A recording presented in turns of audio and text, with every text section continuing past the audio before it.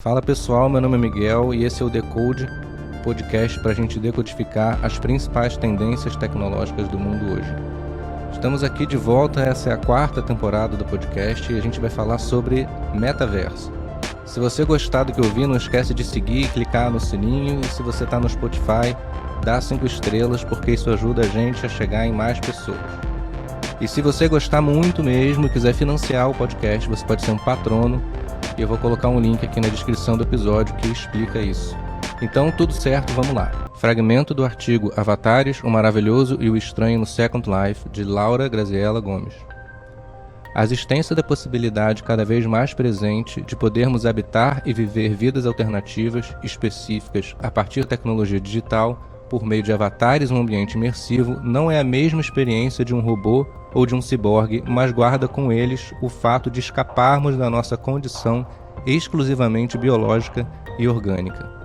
Ao deparar-me com essas criaturas chamadas avatares, percebi que não podem ser consideradas uma extensão, uma continuidade e muito menos uma metáfora icônica dos humanos, mas alguma coisa que excede essa condição.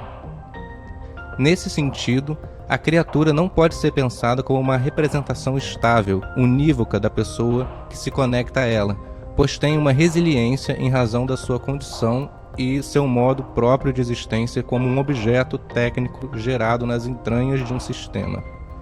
Embora seja objeto de um processo de singularização contínua, em função dos diferentes projetos, desejos e fantasias do seu usuário humano, nem sempre essa domesticação ou humanização do avatar acontece, mas ocorre exatamente o contrário.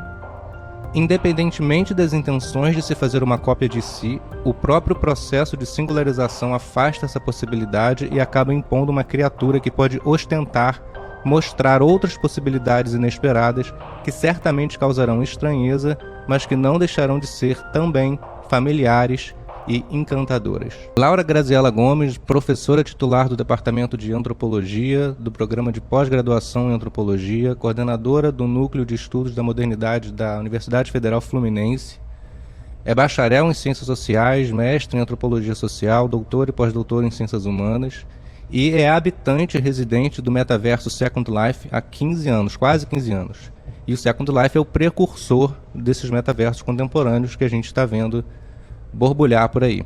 Então a gente pode dizer que você é uma das maiores cientistas brasileiras do metaverso, usando uma definição mais cool aqui. São 15 anos de vida digital.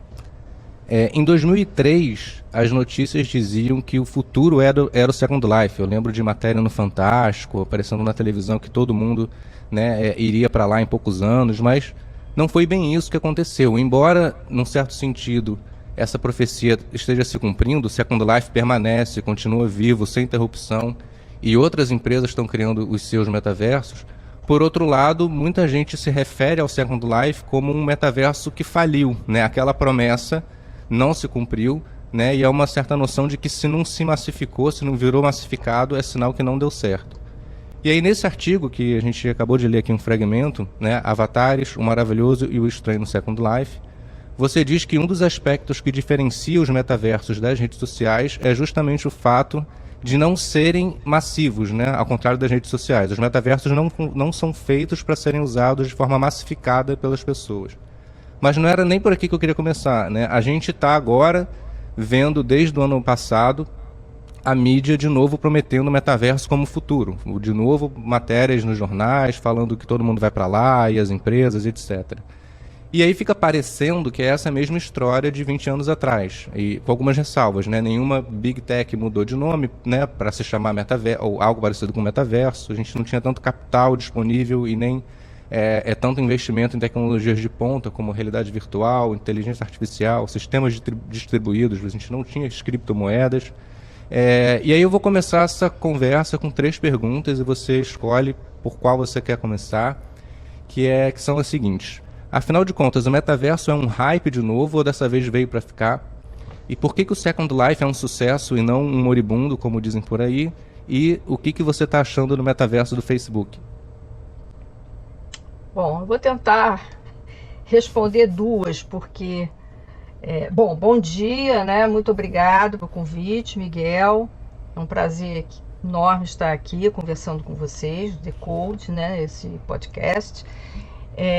Então, eu vou começar falando, acho que eu vou tentar te responder as duas perguntas que você fez, e a terceira deixo para uma outra oportunidade, porque ainda não tive tempo de entrar no metaverso do Facebook.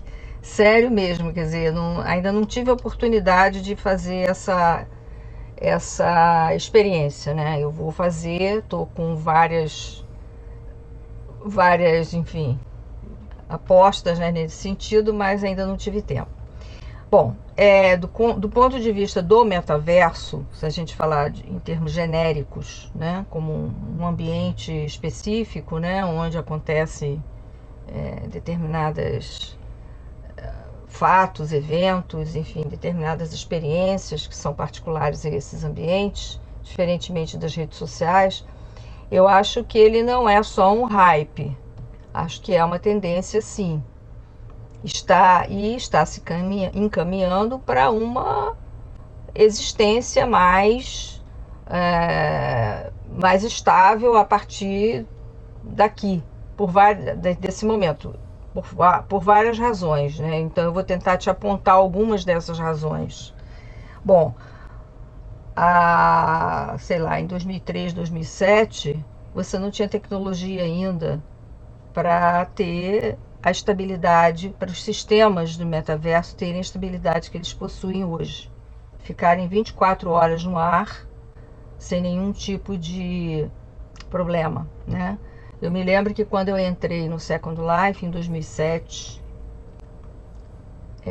pelo portal brasileiro que eles abriram aqui na época, né?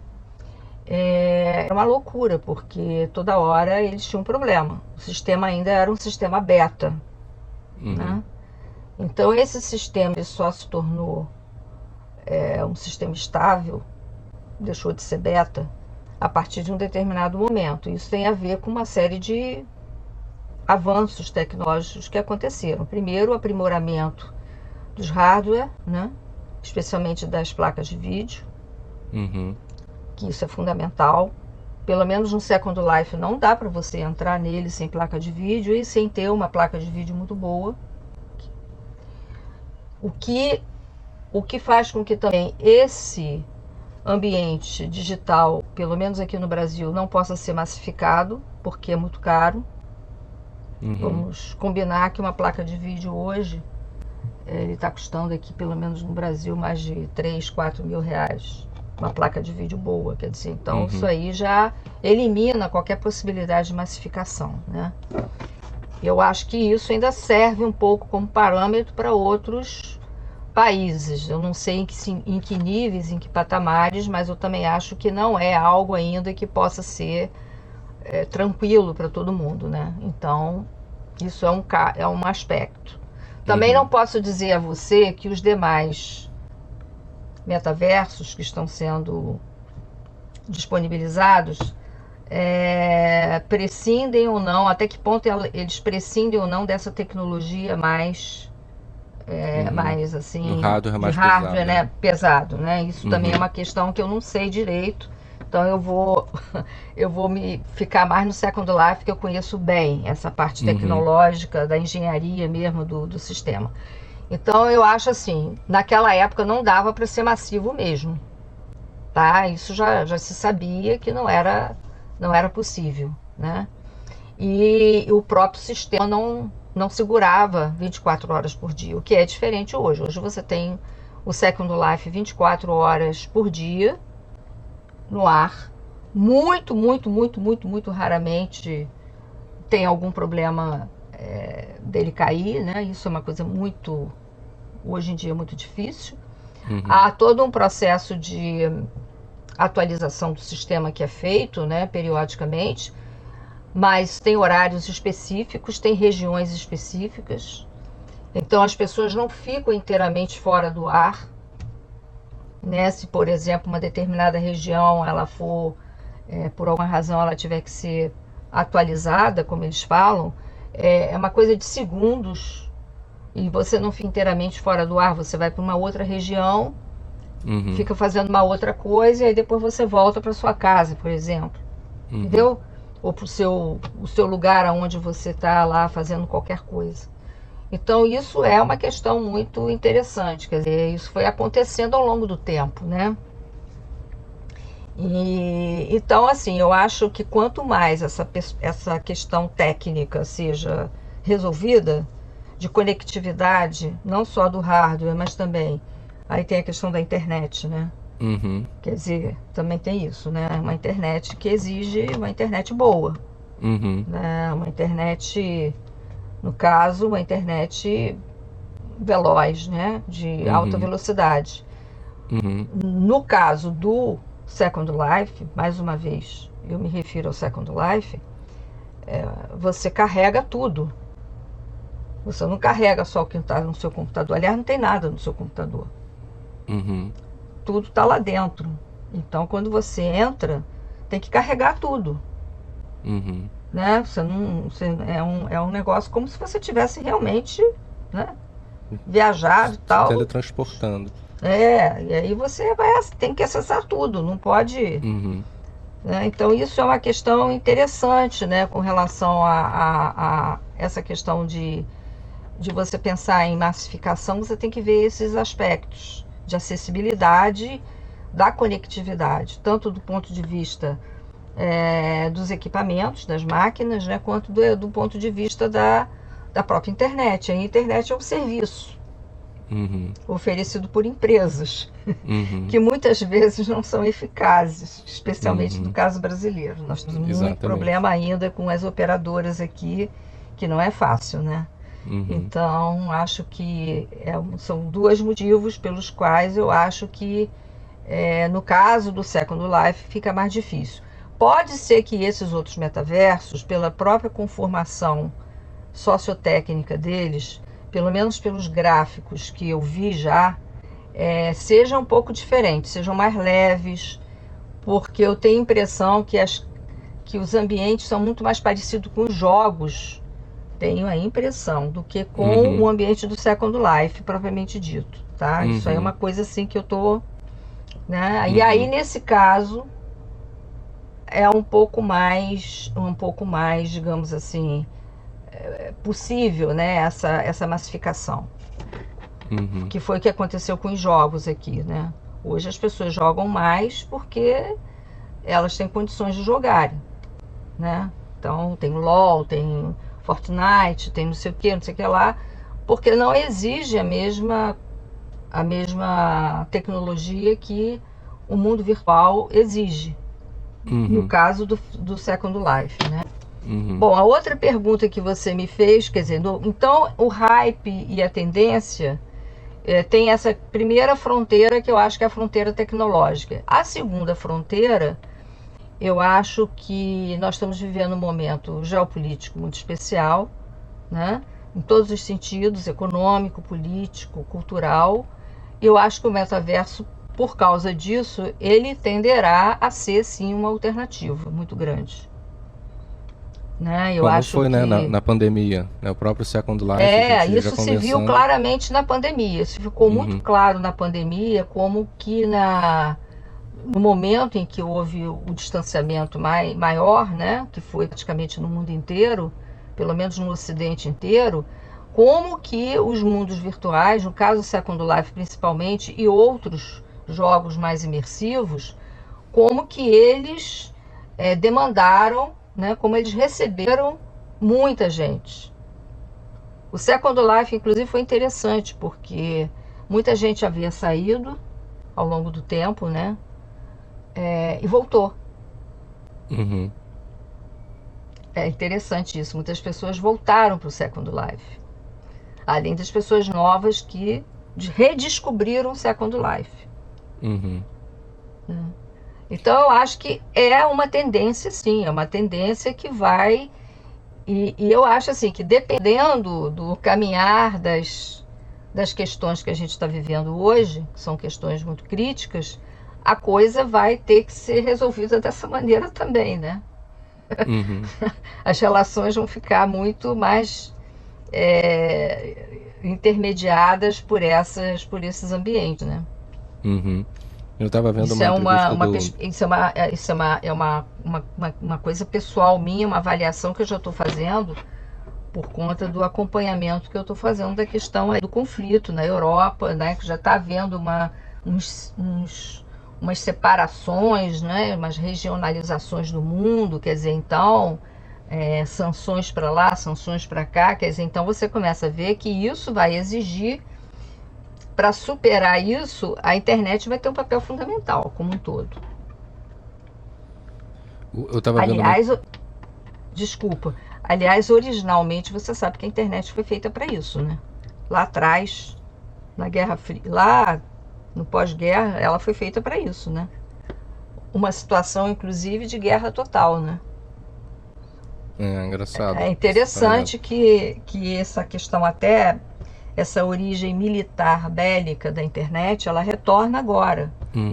Não no sentido de como arma de guerra direta, mas como um dispositivo para superação exatamente dessas interrupções que estão havendo de comunicação, né? Uhum. É. E o que eu ia dizer é que eu estava vendo uma entrevista do Zuckerberg, né, lá do Meta, e ele faz esse paralelo, né? Olha, não é mais a rede social que vai massificar, né? Agora é o metaverso, como se as pessoas fossem trocar o tempo que elas passam no Facebook pelo tempo que elas passam num ambiente que é mais imersivo, né? E aí ele Sim. aposta justamente no hardware, né? Assim como as pessoas tiveram os seus celulares, elas vão ter os óculos, né? E não precisa nem de um computador, e o óculos já tem todo o hardware necessário para você fazer aquela imersão. E essa é a aposta dele, né? Essa é a aposta. Eu espero que ocorra, porque no momento atual é inacessível para a maioria das pessoas. E se ele quer que realmente se torne massivo, né, quer dizer, que substitua o Facebook atual, no caso, né, vai ter que realmente baratear muito, né, esses acessórios, né. A outra pergunta era sobre o Second Life, se ele é... Isso é uma coisa que eu ouvi muita gente falar depois que eu comecei a escrever lá sobre o metaverso.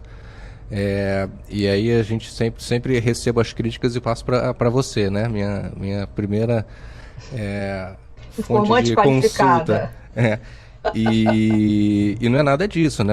Mas assim, por que existe essa imagem de que o Second Life é uma coisa que não deu certo, né? Por que as pessoas nutrem isso? E por que na verdade ele não é? Porque assim, se você for olhar, não é mesmo. Tem um monte de funcionário, um monte de habitantes ativos. Por que fica esse senso popular, assim, né? Sobre isso foi uma coisa muito de mídia também aqui no Brasil, tá? Tem uma coisa de mídia. Vou te dizer por quê, mas antes de falar, você falou que o Decentraland tem uma média de 20 mil, quanto? De 20 mil? Em algum momento eu coloco isso, né? Você falou, não colocou para mim. A média do Second Life... 20 mil usuários ativos por dia, o Decentraland. A média do Second Life é uma média de entre 45 e 50 mil. Dobro, né? Houve uma época, na época do apogeu aqui no Brasil, né? Que você tinha até mais. Por isso que o sistema caía muito aqui no Brasil, inclusive, porque era tanta gente que, como ainda era um sistema beta, né? Então as pessoas ainda não tinha internet que tem hoje. Estava começando, quer dizer, a banda larga era uma coisa recente, agora você já tem fibra ótica, né? A fibra ótica já está também mais expandida, né? Então, era uma coisa porque tinha tanta gente que a coisa caía, entendeu? E muita gente no mesmo lugar, quer dizer, na mesma ilha, né? Agora você já sabe mais ou menos a questão territorial, é tudo ilha, né? Então, mainland e tudo mais, quer dizer, então caía. Era uma coisa assim, o Brasil, então, numa certa época, eram as ilhas brasileiras que a Linden Lab disponibilizou exatamente para conquistar o Linden Lab é a empresa usuário que criou brasileiro, o Second Life. caía assim toda hora, porque era uma coisa virou assim, na época foi uma verdadeira, uma moda, foi quando eu entrei, foi em 2007. Agora, com relação. Peraí, deixa eu me lembrar do que você me perguntou. Não, se ele. Agora, Por que que parece que ele tá. Falhou, né? Ah, não, Second Life tá acabando. não, tem várias coisas em jogo. Uma coisa Você que eu tá falando acho da que mídia. foi o desenvolvimento também paralelo dos jogos eletrônicos, na entrada dos jogos eletrônicos aqui no Brasil, né? Aí você tem o WoW, que é um jogo também muito lembra muitas coisas do Second Life, ele é muito imersivo, né? Ele tem várias características. Eu me lembro que quando as pessoas começaram a jogar mais o WoW aqui, havia até uma certa competição, que muita gente ficou dividida entre o WoW e o Second Life, né? E o WoW ainda tem uma coisa assim que fascina muito, né? Determinado tipo de usuário, que tem uma história, né? Que tem O WoW é um RPG, né? Era uma é um espécie de. RPG, mas é um RPG que tem uma história longa, né? Que tem aliança, tem aquela outra, né? Aquele outro lado que é o lado mais o lado do bem, o lado do mal, né? Uhum, Entre aspas, uhum, né? Mas enfim, tem toda uma história, tem aqueles personagens e tudo mais, os personagens que são através dos usuários, os personagens que não são através do usuário, quer dizer, então tem toda uma uhum, questão ali que dividiu já, e depois veio o LoL, depois veio vários outros jogos, então eu uhum, acho que isso foi um aspecto interessante e que houve uma oferta maior desses ambientes imersivos, tá? A segunda coisa que eu acho que é importante foi a questão do próprio consumo. O Second Life, não sei se você já reparou nas suas imersões lá, ele não aceitou de forma alguma a existência de marcas reais. Houve uma tentativa no início de que ele se tornasse um ambiente, pelo menos para fazer o branding das uhum, marcas reais. uhum. Tá? Houve agência de Bradesco, houve É tudo que tá várias. acontecendo hoje também. A Magazine Luiza abrindo A loja. Fiat abriu várias coisas lá dentro. Tinha várias marcas reais que foram lá para dentro. Só que não Uhum, deu certo porque os usuários rejeitaram tudo isso. E foi se formando uma economia muito própria do Second Life. Entendeu? Ninguém estava interessado em comprar Fiat lá dentro. Para quê? Aliás, não precisa de carro, né? Você é. se teletransporta o tempo todo.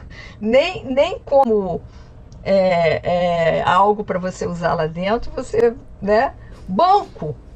A Linden Lab é um banco, entendeu? Você vai Uhum, lá, compra e tal. Tem lá o dinheirinho lá no seu uhum, negócio lá que você bota, usa cartão, quer dizer, não há, é uma outra coisa, né?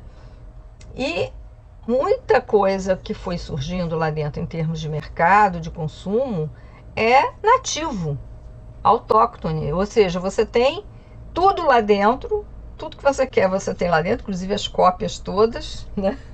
Já deu muito problema isso, de você copiar a coisa daqui, que tem até, né? Enfim, direitos autorais, uhum, propriedade, né? Mas você faz lá dentro, uhum. Você né? faz Me tipo lembro dos uma tênis, camisa da Nike no Second Life. é, Uhum, os tênis All Star, todo mundo uhum, tem tênis All Star, entendeu? Tem todos os tipos de tênis, Nike, todas. é uma espécie Então, de mas isso é contrabando. feito, mas aí é que tá, exatamente. Aí você tem que entender essa lógica, porque como essas empresas não foram capazes de desenvolver esses produtos lá dentro, Os usuários que e isso foi fizeram. feito pelo próprio usuário, foram os usuários que foram fazendo isso e foram abrindo as suas lojas. Na época também essas marcas não tinham se atentado para que seria interessante fazer um investimento nisso. Então, é tal negócio, as pessoas faziam, vendiam lá dentro, não tinha nada a ver. Aí isso foi também formando uma coisa muito própria, uma economia muito própria, com as marcas de lá, entendeu? E aí você foi... E essas outras marcas reais que inicialmente foram sendo literalmente expulsas, né? Caramba. Agora, a minha curiosidade, inclusive, razão pela qual eu vou entrar no Facebook, no metaverso do Facebook e dos outros, é para saber como é que eles vão equacionar isso. Porque esse negócio de botar loja... Não resolve. A gente já viu que não resolve. O problema do Avatar é que o Avatar... Aí é que tá. Tem a ver com as outras questões que você me fez. Eu ia fazer agora. Até para... que tem Avatar... a ver, a pergunta que eu ia fazer tem a ver com os outros metaversos, né? Que você fala isso, né? Tô lendo aqui o que eu sublinhei. Você diz que se o ser humano não desenvolver um vínculo afetivo com o Avatar, ele se desinteressa e nada acontece, né? E vai embora. E aí, para que esse vínculo aconteça, você precisa singularizar aquele Avatar. E aí o que você diz é que esses metaversos, o Decentraland, o Sandbox e até o Minecraft, eles não conseguem fazer isso, né? Precisa ser... São muito limitados. O Zuckerberg estava falando lá, nessa entrevista que eu estava comentando, de você ter diferentes metaversos. Então vai ter um metaverso que é mais fotorrealístico, que é o termo que ele diz, onde vai ser mais parecido com a vida real, né? E vai ter um que é mais cartoon, que é mais brincadeira. Por isso que ele quer ser o marketplace dos metaversos, né? E não o metaverso em si. Mas é isso. Por que mesmo não conseguindo singularizar o Avatar, o Decentraland consegue ter 20 mil usuários por dia, né? O que faz as pessoas, então, ficarem lá? Pois é, isso eu não sei ainda, porque eu também não entrei no Decentraland. O que eu acho é o seguinte, para você manter o interesse lá dentro, que veja bem, no caso do Second Life, e eu acredito dos outros avatares, você não está dentro de um jogo, você não vai ter missões para cumprir, né? Pode ser que não tenha RPG, quer dizer, no sentido clássico de um jogo, um game, né? Então eu acho assim, a centralidade recai sobre o avatar, de como que ele constrói uma trajetória, uma reputação, uma trajetória, uma biografia social dentro desse mundo. Isso é fundamental. Se ele não tiver nenhum objetivo, mesmo que seja o objetivo mais de sociabilidade, mas se não tiver alguma coisa que realmente absorva ele de alguma maneira, para além de simplesmente estar lá, ele não fica muito tempo. Isso é a experiência que a gente teve no Second Life. As pessoas que achavam que o Second Life tinha que ter missão, que tinha que ter isso, que tinha que ter... foram para os jogos. Quem ficou lá dentro são pessoas que têm projetos específicos para aquela situação ali. Pode ser desde um builder, hoje você tem builder de tudo, né? Porque você faz tudo e nem todo mundo sabe fazer tudo. Tem gente que faz plantas maravilhosas, né? Tem gente que faz... Você gosta das rochas, você tem feito muita rocha? Não, eu gosto muito de fazer, atualmente eu gosto muito de construir casa, né? Eu tenho as minhas 2 casas que eu tenho lá, foram feitas por mim, orgulhosamente feitas por mim. Eu estou trabalhando com arquitetura digital, assim, sabe? Fazer casa, né? Rocha. Essa coisa da textura, entendeu? De você pegar uma textura, fazer a textura, trazer para o mundo, fazer um mesh, fazer um objeto, texturizar. Isso para mim é fascinante. Então eu posso passar horas lá dentro fazendo uma cadeira, fazendo uma mesa, fazendo uma xícara, fazendo, sabe? Uma coisa assim, porque é uma coisa para mim fascinante isso. Mas para quem não tem esse interesse, é um interesse muito mais social, talvez um metaverso mais de ficar conversando, de fazer festa, né? Se bem que o Second Life tem tudo isso, né? Tem muito DJ, tem pessoas lá, tem festas e festas. Eu comecei a frequentar, gostar de música eletrônica, imagina eu gostar de música eletrônica. Não era você, era o Avatar. Exatamente. E o Avatar me ensinou isso, tanto é que hoje eu faço determinadas coisas aqui ouvindo música eletrônica, trance, essa coisa toda. Então, Caramba, por que causa das loucura. festas que eu ia lá, né? Com a minha Avatar e tal, dançava a noite inteira, todo mundo conversando, aquela coisa enorme, todo mundo. E os DJs também, as pessoas viram, ali é uma oportunidade muito boa para DJ, Uhum. né? Eles começam fazendo, tem muito DJ famoso ali que começaram suas carreiras como DJs até, né? Ali dentro, entendeu? Então, quer dizer, favorece muitas determinadas atividades e não Uhum. favorece outras.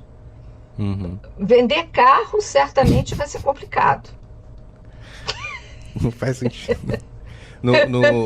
No Decentraland tem uns carros lá, mas eles ficam parados. Eles são como se fosse só a parte decorativa do carro. É como no Second Life também. Você vê, cara, eu tenho um vizinho atualmente. Eu tenho um vizinho atualmente que tem. Chegou lá, botou a casa dele e tal. Aí tinha lá 3 carros. Assim, gente, é uma coisa que esse cara gastando prim à toa, porque cada objeto tem tantos prims, né? Uhum. Cada um tem. Pra Poxa botar o vida, faz carro. um jardim bonito, faz uma piscina, faz uma floresta, faz um bosque. Por que botou 3 carros? Mas é aquela coisa da pessoa também achar que ali ela vai repetir a vida real dela, mas depois não dá certo, já saiu. Mas Já saiu lá. existe briga com o vizinho de você ir lá reclamar? Fala, pô, tá fazendo sombra aqui no meu jardim, tá... Não, isso não existe, não. Não, porque aí é que tá, né? Os sistemas técnicos, eles são matemáticos, né?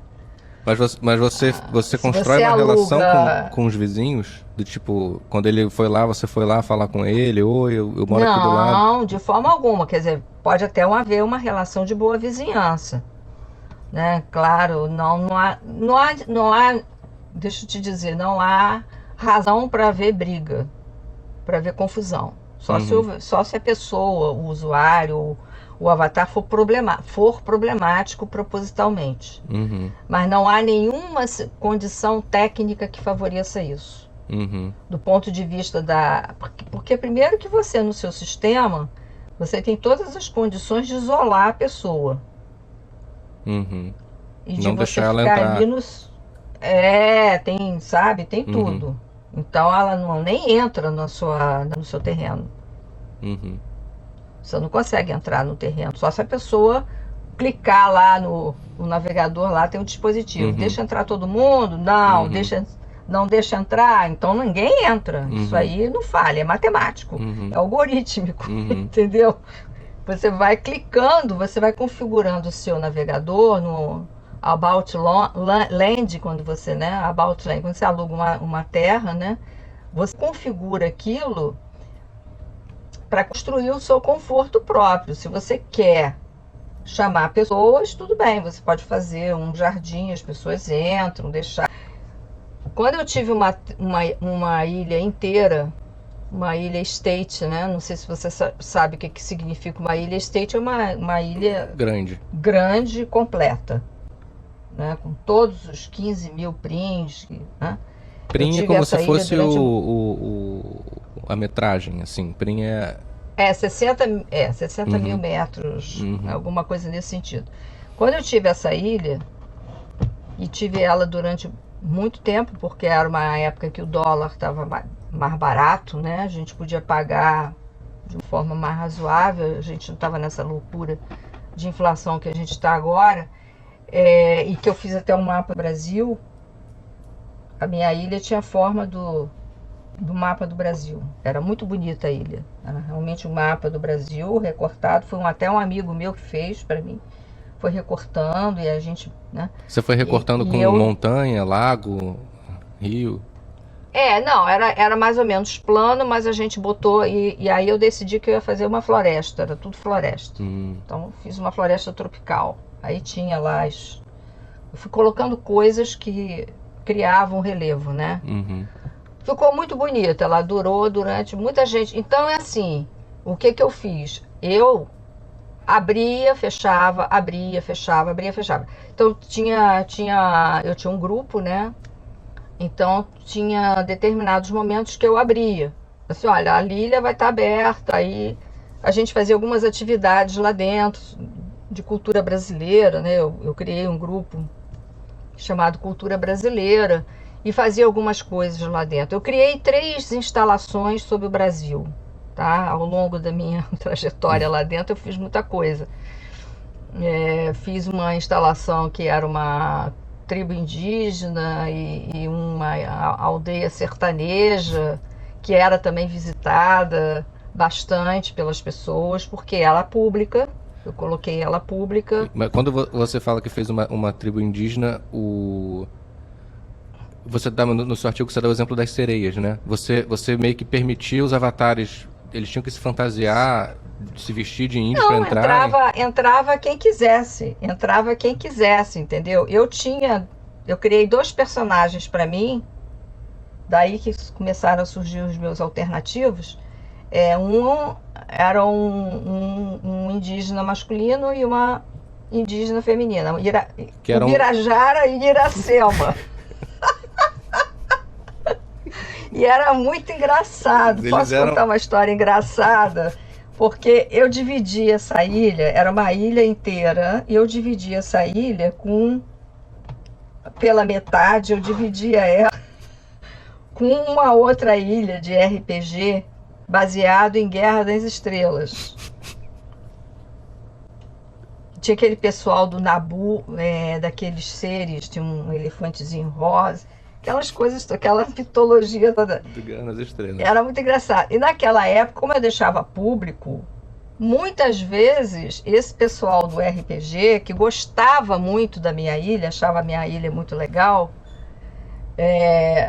eles botavam as naves espaciais deles na minha cachoeira. Aí às vezes eu reclamava, assim, escuta. Mas eu não me incomodava, não, eu achava muito engraçado, entendeu? Porque vira e mexe eu caía na minha ilha, né?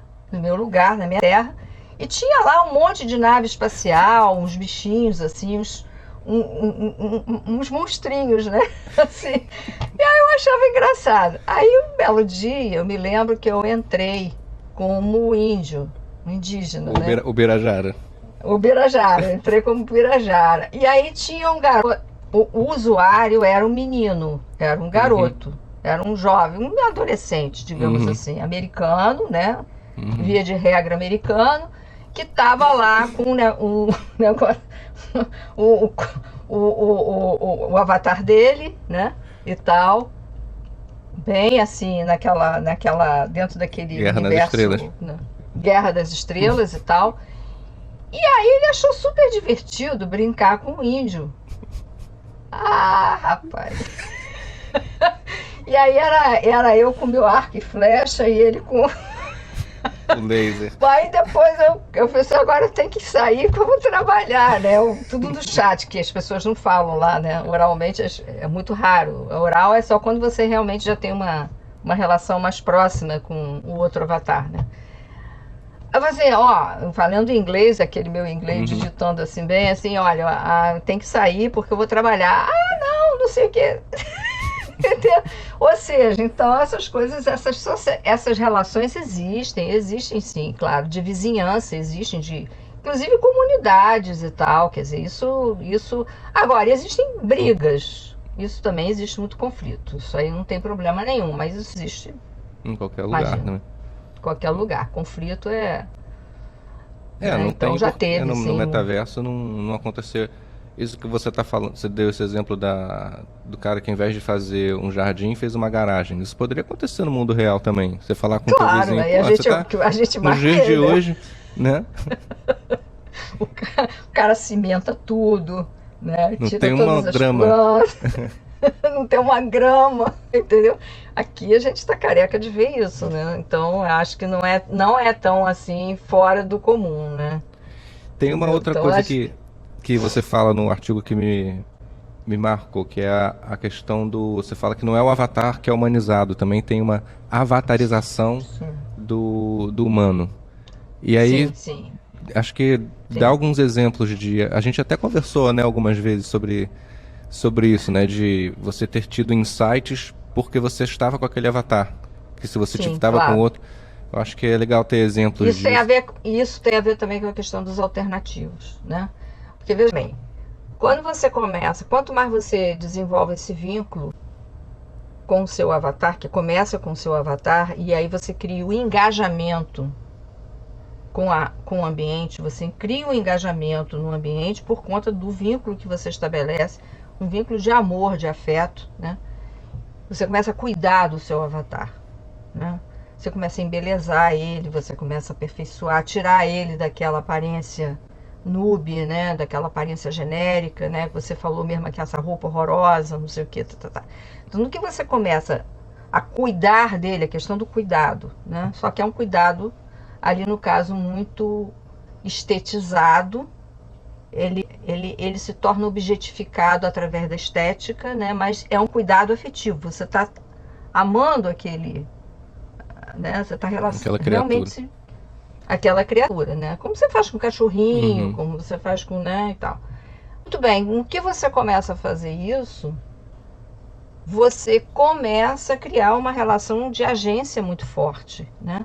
Tudo que acontece com aquele teu avatar começa a te preocupar muito, né? De você perder ele, de acontecer alguma coisa com a sua conta e você perder, sabe, as características dele, né? De alguém. Antigamente havia mais esse risco, hoje não, porque as contas ficaram muito mais seguras, né? De alguém roubar o teu, né? A tua senha, essas Uhum. coisas, né? Roubou a tua senha, você vai perder o teu avatar, né? E muitas vezes há a possibilidade disso, né?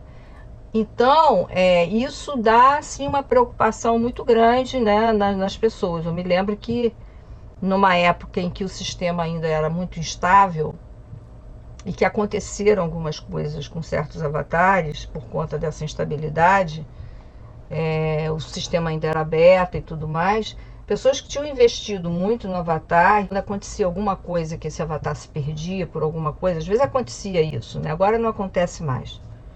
Eu acho que isso deixava as pessoas em pânico. Era como se elas tivessem, né? Bom, isso começou a fazer uma coisa de que as pessoas passaram a ter outros avatares alternativos. Uhum. Primeiro, para elas poderem fazer determinadas coisas, irem a determinados ambientes sem comprometer o avatar principal. Tá? E também tem as outras É a questões aí hierarquia, que né? Existe um que é o principal e os outros que são o secundários. principal é porque é o primeiro, né?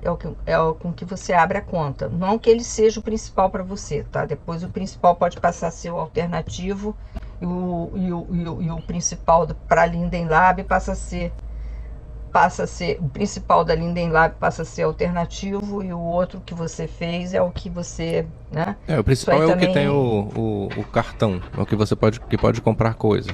Geralmente é isso, né? ou o que é o mais antigo, é o que você entrou primeiro, né, e Uhum. tal. Então isso aí varia muito. Essa questão do afetivo varia muito. Então isso foi facilitando com que essa angústia, acho que as pessoas começaram a ver, bom, então eu vou fazer outro avatar, porque se acontecer alguma coisa comigo aqui dentro, eu tenho um outro avatar para, né? Uhum. Isso aí é importante. Às vezes é importante você ter um segundo avatar para te ajudar a salvar o seu avatar, né? Uhum. E fazer outras coisas que não dá para você fazer com um avatar só. Uhum. Eu, quando estou construindo uma casa, às vezes eu preciso botar 2 avatares, porque cada um vai ter uma habilidade diferente, um vai ter uma cuidade diferente do outro. Texturizar, fazer sabe, cada um tem, e também tem uma divisão de inventário, de bens no inventário. Uns têm mais coisas, tem coisas diferentes que o outro não tem. Também tem isso também, no meu caso, né?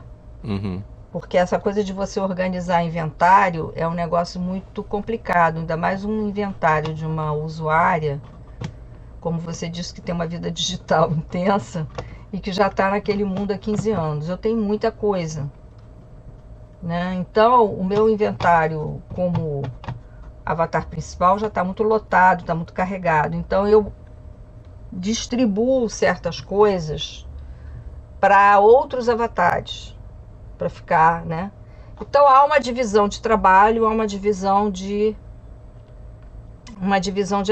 habilidades que eu comecei a perceber que acontecia com um avatar e outro avatar, né? Eu não vou te dizer como é que acontece isso, porque é uma experiência muito que tem a ver com essa questão da singularização. Da singularização e da sua relação, da sua experiência pessoal com aquele objeto. Na antropologia, a gente discute muito isso. Que essa relação com o objeto, ela é muito importante na vida social, ela é constitutiva da vida social, porque a vida social não é só a relação entre humanos. Né? As relações sociais, elas são sempre intermediadas por objetos, desde priscas eras. Sempre foi assim.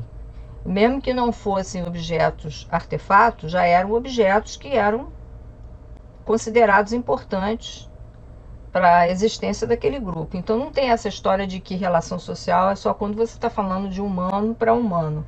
É humano e não humano.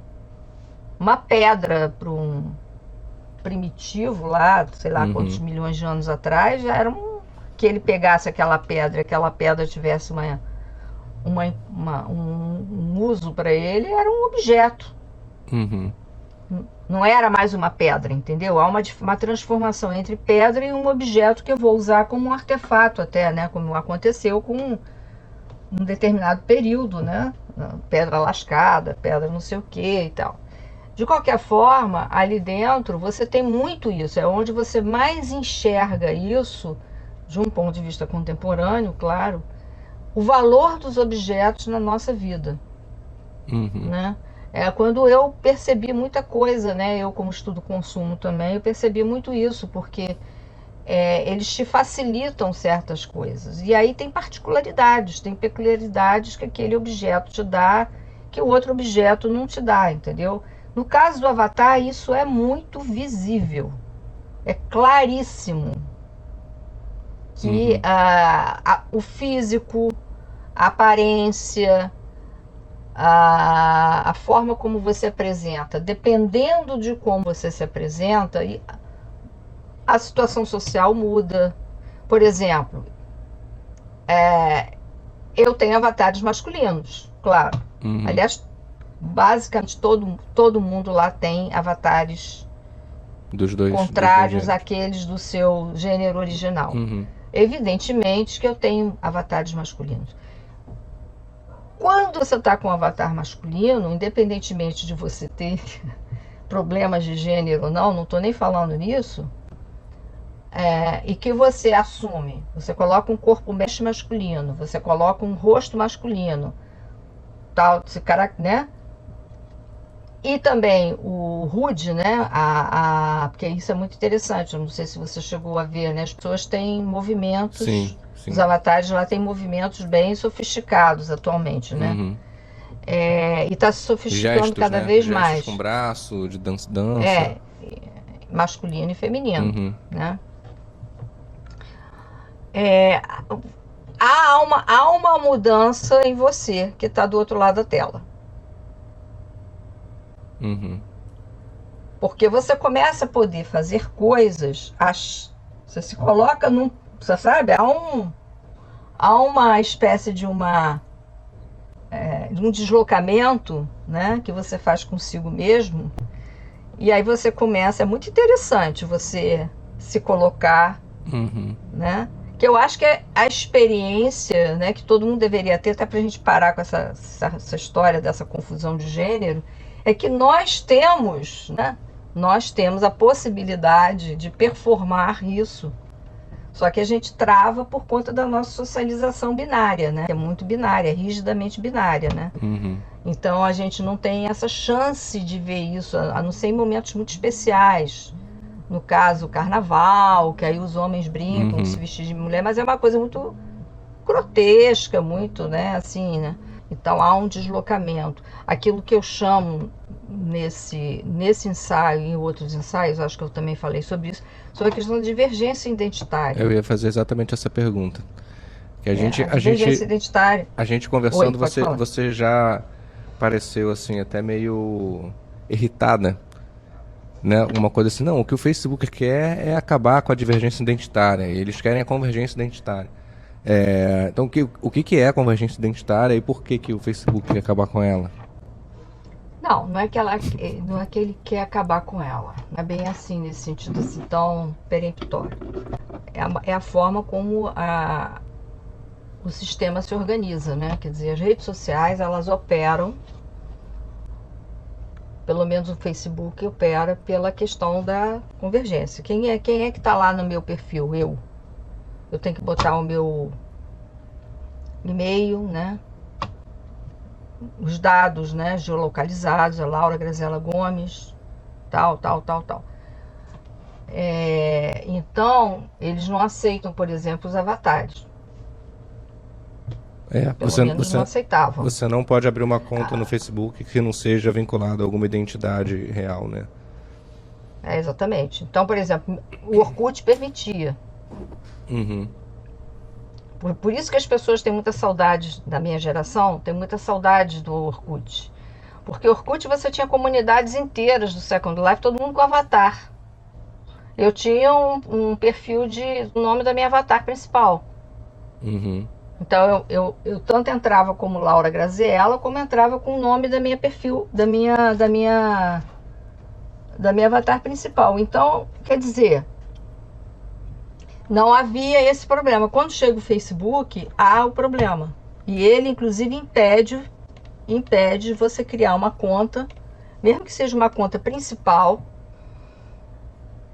Aliás, ele não permite que você crie duas contas, né? Legalmente. Se ele percebe que são duas contas, ele, né? Mas, enfim, de qualquer forma, ele não permitia que se criasse uma conta mesmo que fosse principal, com avatar. Né? Então, as pessoas ficaram sem a possibilidade de ter uma rede social para poder até trocar outras coisas. Então, todo mundo muita gente saiu até quer dizer, não tem Facebook, não tem nada sobre Second Life. Você vê que tem muito pouca coisa do Second Life no Facebook. Uhum. Tem algumas pessoas que têm, mas aí aquela coisa, né, de ficar meio lá, meio cá. Eu, por exemplo, não boto nada meu de Second Life no Facebook. Né? Não é nem porque eu quis, porque eu não encontrei uma coisa hostil que não permite que, sabe? Uhum. Aí eu disse, não vou fazer, não quero, né? Então é melhor então separar. Uhum. A convergência identitária, ela te impõe isso, e ela é coercitiva nesse sentido, porque como você usa hoje em dia o Facebook cada vez mais para instituições, do ponto de vista institucional, econômico, negócios, né? Instagram é a mesma coisa, aí fica complicado. Ele não tem lugar para esse lado da fantasia, né? Uhum. Antigamente tinha, no caso do Orkut. No caso do VK russo, há a possibilidade de você fazer esses avatares alternativos dentro da própria rede. VK russo por exemplo, é uma outra rede? É o Facebook russo. Ah, tá. No Facebook russo você pode... O VK ele é uma mistura de Orkut com Facebook. E nessa rede você pode criar avatares alternativos, diferente da sua conta real, como você fazia no Orkut. Entendi. Como você podia fazer no Orkut. Entendi. Entendeu? Então você tem comunidades lá de RPG, de não sei o que. Eu orientei um trabalho de monografia de um rapaz que ele fazia parte desses grupos no VK, de RPG e tal, fanfic, fazia história, narrativas e tudo mais. Era tudo assim. E eles lá tinham as skins, eles criavam skins próprias para os personagens deles, entendeu? Uhum. Então tinha toda uma discussão de skin. Por que você está usando essa skin? Que hoje em dia já até se tornou mais comum nos próprios jogos, né? você mudar a skin e tudo mais. Só que isso no Second Life, isso é vital, isso faz parte da vida. Uhum.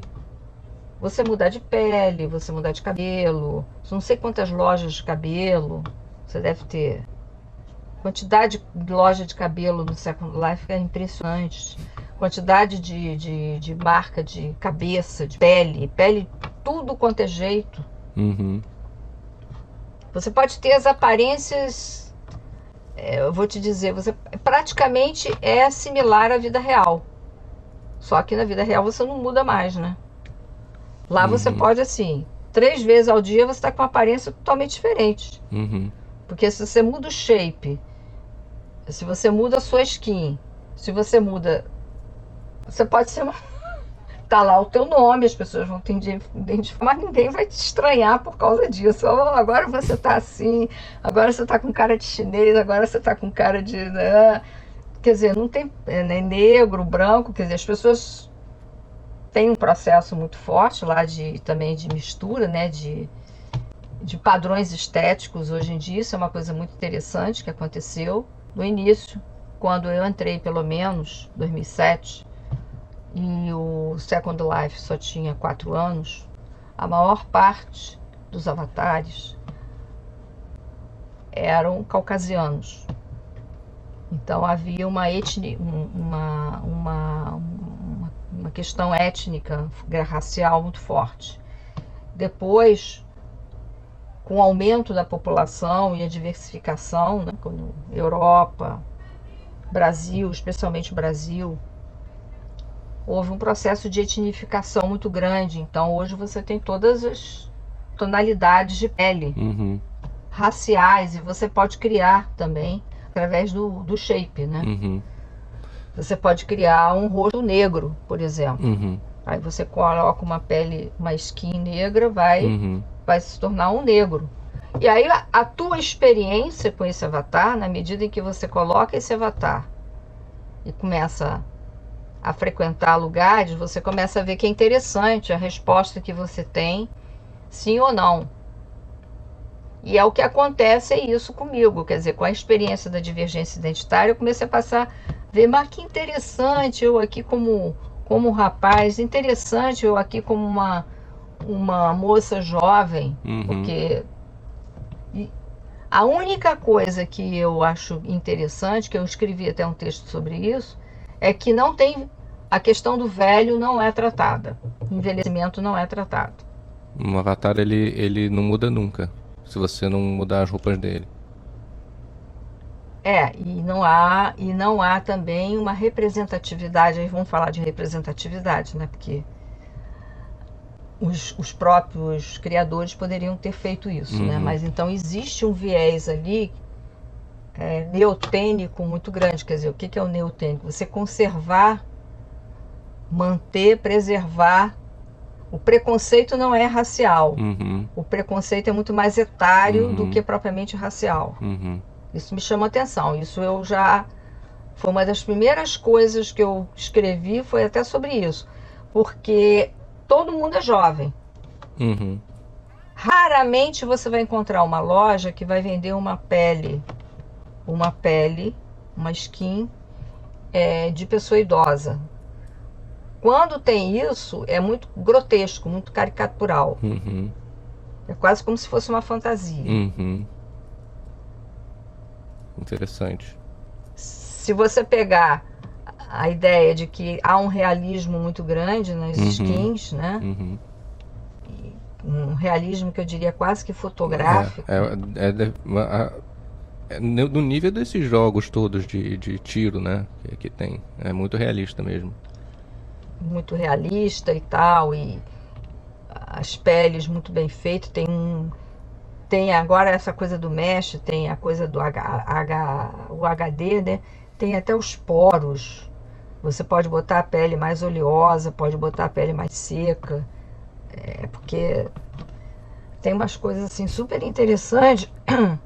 Você não tem isso em relação à variação etária. Interessante. E é muito complicado você fazer essa variação etária. Pode ser que eles comecem, porque todo mundo lá, a população média os usuários, a idade média dos usuários do Second Life também não são muito jovens. Isso também tem a ver com a questão da massividade, tá? A maior parte dos usuários do Second Life são acima de 25 anos. Tem gente até da minha idade, tem muita gente na faixa dos 60, dos 50 anos. Você acha que vai ser mais usado? Porque eu até tinha uma pergunta que eu tinha notado que eu só tinha escrito uma pergunta grande, vou fazer ela de forma mais resumida. Que o Second Life, você até escreve sobre isso também, ele foi concebido para ser uma espécie de Lego, né? Onde você vai montando. E a ideia do Philip Rosedale era essa. Tanto é que o Prim primitivo, você já botou um Prim? Não, ainda não. Já fez a experiência de botar um Prim? Não, eu botei um objeto numa coisa de vampiros ali, eu botei uma jarra lá. Mas olha que eles tiraram. Ah, tá. Tá, tudo bem. Mas quando você quiser criar alguma coisa, você vai em Build, tem aquela estrelinha, né? Varinha mágica. E você escolhe uma daquelas figuras geométricas, né? Geométricas não. Tem o quadrado, tem a esfera, tem a... Aquilo ali é primitiva. É o Prim primitivo. E do Prim primitivo eu vou criar os Lego, objetos. Né? Exato. Quantos quadradinhos você fizer, só que os quadradinhos esticam. Tchan, você tem, né? Então aquilo ali são as primitivas. A ideia do Lego tá ali. Muitos objetos você vai descobrindo. Eu estou descobrindo isso agora no Blender, né? Que eu estou mexendo um pouco com o Blender, porque eu quero fazer mesh. O Blender também opera por essa lógica. Você primeiro começa com quadrado, aí você vai fazendo as distorções, aí você vai, né? As curvas, então, né? Como é que eu estou dizendo? É nesse sentido que eu estou falando, né? De você trabalhar dessa maneira como se fosse um Lego. Só que no Lego você vai encaixando, né? Um monte de quadradinho, um monte daquelas coisinhas e tal, até... E porque eu fico achando que as pessoas vão se tornar cada vez mais tecnológicas, né? Por exemplo, quando eu comecei a minha carreira, nerd era um xingamento, né? Assim, e hoje nerd é um elogio, né? Então, os meus colegas de tecnologia... meio que um estereótipo, mas você olhar, é muito comum um fascínio por jogos, uma coisa assim já de meio que já vir desse mundo metaverso, né? E aí você acha que isso vai fazer com que seja mais comum as pessoas usarem os metaversos de forma menos nichada, né? Como é hoje? Sim, eu acho que o nerd hoje ele está perfeitamente integrado na sociedade. Inclusive aqueles estereótipos de que era feio, gordo, não sei o que lá, isso tudo, né? Que eram os filmes, né? Não, acho que o nerd hoje ele tem uma pegada, digamos assim, até muito atraente, né? Do ponto de vista social, né?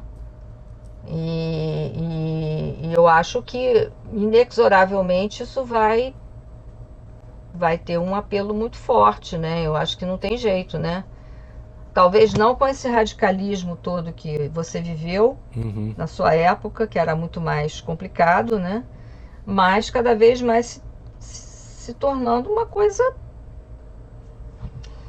Porque não tem saída, Miguel. Eu acho assim, eu acho que essa questão tecnológica, ela não tem volta. Lamento muito isso para os tecnofóbicos, mas não tem volta. Tem muita gente que... Ainda mais no momento que a gente está vivendo, entendeu? Não tem volta. Que eu escuto assim, ainda mais com filho pequeno, né? Não, você tem que ir para a natureza, você tem que ficar, sabe, ao ar livre, você tem que ir para as festas, encontrar as pessoas pessoalmente, a vida acontece lá fora, né? Eu já ouvi essa frase, assim, algumas vezes.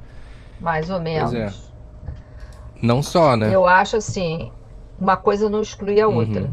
Né? Você pode muito bem dar esse direcionamento pro seu filho, né? Levar ele na natureza, no parque, na praia, né? ensinar, inclusive, todo o procedimento ético, né? Cuidar da natureza, ser sustentável, coisas e tal. Mas ele não vai poder desistir da tecnologia. Ao contrário, ele vai ter que ter uma relação com a tecnologia cada vez mais. Agora, vai ser uma relação também seletiva. O que eu vejo cada vez mais é o seguinte: vai haver uma especialização, como tudo, né? Vai haver uma especialização, está havendo cada vez mais uma especialização, as pessoas não trabalham. Na minha época, você tinha uma coisa chamada micreiro, né? O micreiro, ele entendia de tudo, desde montar um computador até fazer várias outras coisas. Agora ninguém sabe. Então foi surgindo naturalmente, entre aspas, uma divisão, quer dizer, tem pessoas que se interessam mais pela parte, essa parte mais que a gente está falando aqui, dos metaversos, da conectividade, das redes, da internet, aí entra a internet no meio, né? A internet se torna central. Mas tem pessoas que também não vão ter muito interesse por isso, vão continuar a querer realmente ter uma vida diferente, mas vai ter que usar tecnologia, entendeu? Uma vida mais presencial, offline, mas tudo bem, mas vai ter que usar tecnologia. Banco, compras, pagamentos, vida burocrática, documentos, estudar. Não tem mais como você se afastar da tecnologia nesse sentido. Conhecimento, até mesmo formas específicas de lazer, entendeu? Não tem jeito, gente. O stream tá aí para mudar tudo.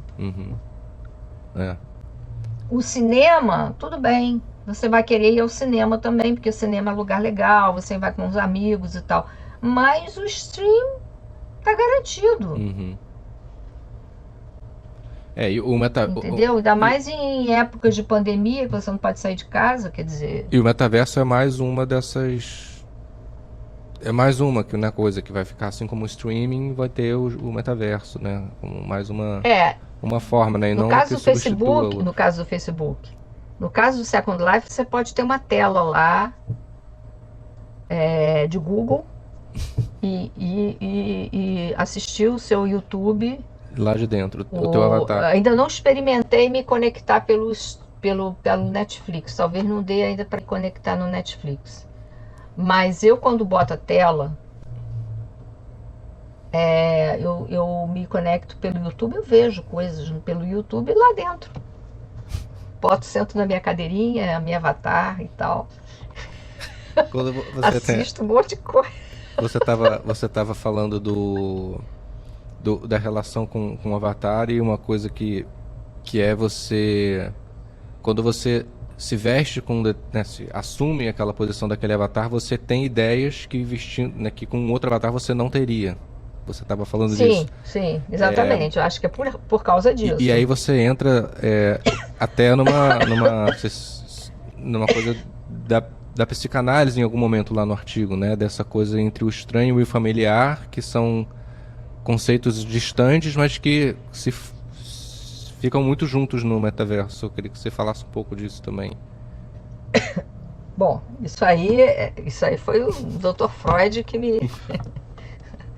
né? Dr. Freud, até que cheguei a conversar com seu pai na época, né? E aí foi até interessante, porque quando eu comecei a ler aquele ensaio, e foi assim uma luz, assim, que alívio. Eu não sou maluca. Quer dizer, posso ser uma pessoa extravagante, mas não sou maluca, né? Então, e eu fiquei muito à vontade, porque... O ensaio você está falando aquele do Freud, né? Qual é? Não lembro. Freud, o estranho, né? Tem várias traduções, tem o estonteante, né? Tem, enfim... Eu gosto mais do estranho, mesmo porque é estranho. Não deixa de, né, a relação de estranhamento, essa capacidade que a gente tem de estranhar, né, a nós mesmos, sermos surpreendidos por nós mesmos. Eu acho que essa relação com o avatar coloca isso, puxa vida, eu sou capaz de fazer isso. Dessa forma, no lugar onde eu estou, nesse lugar que eu me coloco, nesse processo de deslocamento, de deslizamento. Depois eu vou falar uma coisa sobre isso também. O que eu poderia falar sobre a questão da divergência identitária? A divergência identitária é quando você brinca de outrar-se, como diria Fernando Pessoa, né? Fernando Pessoa usava esse verbo, ele inventou esse verbo, outrar-se. Tem aqui uma pergunta sobre heterônimos também. Os heterônimos dele são uma prova contundente disso. Eles tinham biografias completamente diferentes, completamente distintas. E são obras poéticas completamente diferentes. Não tem a menor personalidade, né? A capacidade, a possibilidade de você se colocar no lugar do outro, que tem a ver com várias questões de empatia, de você poder entender, inclusive, resolver conflito, né? Você se colocar no lugar do outro, e você também fazer esse esforço, né? De você entender várias coisas que estão acontecendo no mundo. Então, eu acho assim, no caso do Avatar, ao me colocar no lugar de um outro, que eu mesma criei, tem duas coisas interessantes. Primeiro que essa criação, ela não é tão estranha assim, porque fui eu que criei. Eu criei algo que saiu de dentro de mim, do meu psiquismo. Então, aquele avatar masculino, com aquela característica física, com aquela aparência, não é algo que é tão estranho assim. É e não é. Então, esse betwixt da coisa que é o X da história, porque ele tem a ver com fantasias minhas, com aquilo que eu guardo do meu inconsciente a respeito da minha experiência com homens, com o masculino, com o universo masculino. Tem a minha relação de maternidade no meio, né? Tudo isso. Quer dizer, então não é estranho. Eu não estou lidando com uma estranheza total. Certo? Ao mesmo tempo, quando ele... essas estranhezas todas, né? Essas coisas todas aparecem objetificadas num objeto outro, há uma certa estranheza. Puxa vida, interessante, eu fui capaz de fazer um avatar masculino assim e não assado. Eu fui fazendo, que eu fui moldando o shape, né? Eu fui tudo que é meu eu faço, viu? Então também tem isso. Tem gente lá que não faz assim. Então compra tudo, né? Padroniza muito. Mas mesmo assim, a experiência é muito fundamental nesse sentido. Porque você também pode comprar tudo, mas você não gostar do avatar. Combina as coisas. Você não se dá bem com ele, aí você vai ter que trocar. Só que ao invés de você fazer, você vai comprar outro.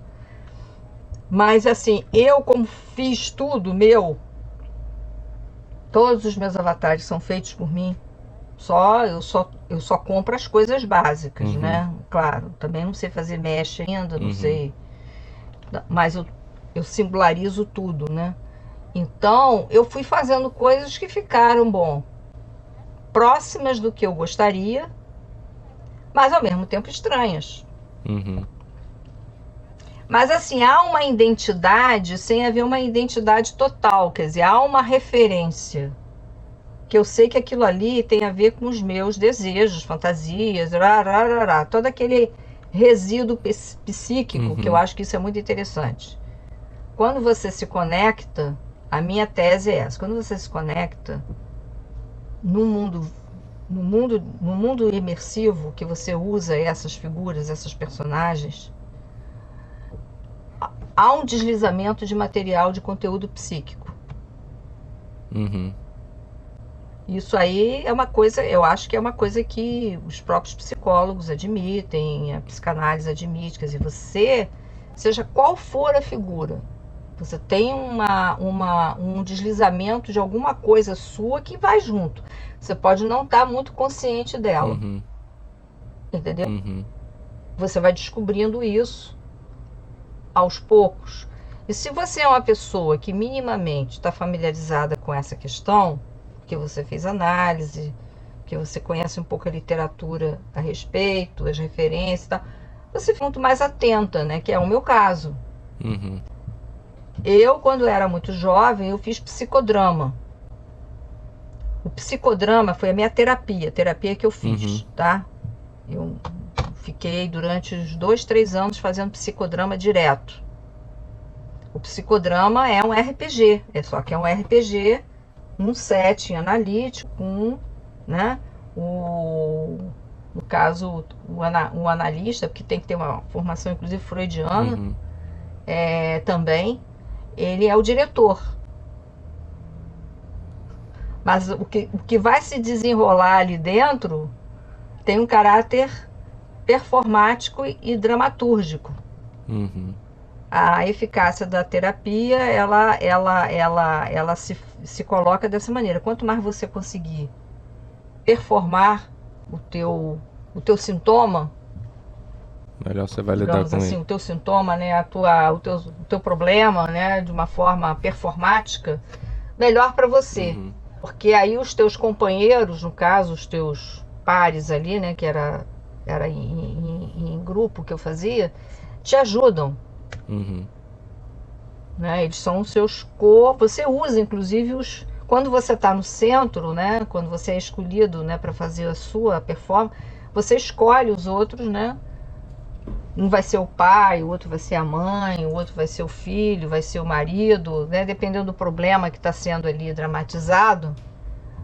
Então, a mesma coisa, você traz isso também. Isso acontece muito no Second Life, só que as pessoas não têm muita noção disso, que elas não sabem nem o que é psicodrama, né?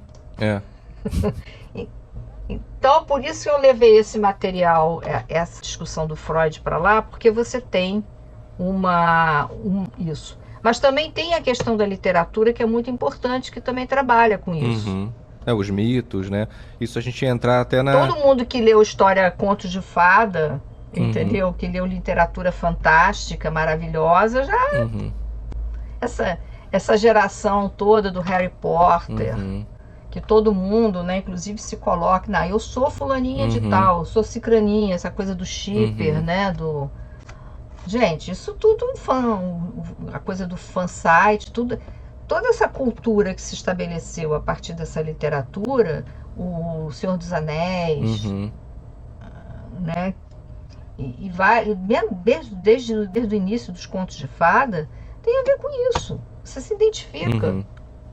Você faz uma analogia também do Avatar. Me parece que você acha que Avatar não é a melhor palavra para falar desses personagens, né? Você chega um momento lá a chamar eles de monstros, que é justamente quando entra essa parte da literatura fantástica e tal. Mas monstro tem essa conotação de ser uma coisa que vai, sei lá, te matar, ou te comer, ou te devorar, né? Mas aí é o teu negócio. O monstro, na acepção latina do termo, monstro, a palavra monstro vem do latim monstrum, que tem a ver com mostrar, apresentar. O monstro, vamos pegar um monstro clássico que todo mundo deve ter ouvido falar, né? Pelo menos a esfinge. A famosa esfinge que fica na entrada de Tebas, né? Que é uma mistura de coisa, ela é híbrida, totalmente híbrida, né? E ela é um monstro. Inclusive, ela devorava as pessoas que não acertavam o enigma, né? Os monstros têm essa característica. Mas ela mostra, ela apresenta algo para, né, pro universo humano, né? Que existe uma alteridade que a gente nunca vai conseguir, entendeu? É uma coisa mitológica mesmo, mito, todos os mitos têm isso, né?